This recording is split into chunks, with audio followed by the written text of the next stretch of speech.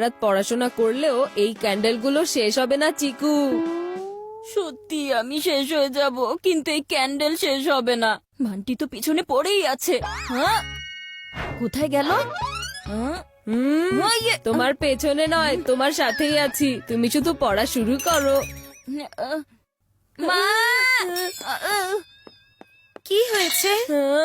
মা, আমি কালকে একটা হরর মুভি দেখেছিলাম যেটা ভূত এভাবে ক্যান্ডেল নিয়ে অন্ধকারে ঘুরতে থাকে। আমার খুব ভয় করছে। এই ক্যান্ডেলকে সরাও না এখান থেকে প্লিজ। ওহো, কতবার বলেছি খামোখা হরর মুভি দেখা বন্ধ করো। বান্টি, বন্ধ করো এই ক্যান্ডেল। কিন্তু মা, ও তাহলে পড়বে কিভাবে? ভয়ের চোটে ও এমনিতেও পড়তে পারবে না। কোনো দরকার নেই এই ক্যান্ডেলের। ছোট ভাই, তুমি ভুলে গেছো আমি তোমার বড় ভাই। আমি বয়সে ছোট হতে পারি, কিন্তু বুদ্ধিতে না। আমিও দেখবো কতক্ষণ তুমি পালাতে পারো পড়াশোনা থেকে। বাসার লাইট গেছে, কিন্তু বাইরেরটা নয়।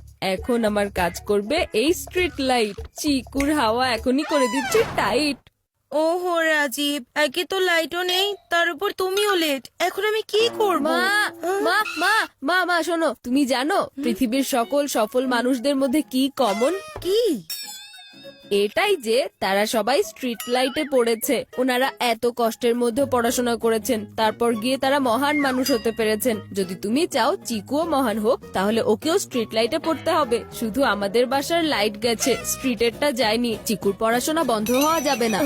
তুমি সত্যি বলেছো বান্টি, বাসায় লাইট নেই, তার মানে কি ও পড়বে না নাকি? ও পড়বে, অবশ্যই পড়বে।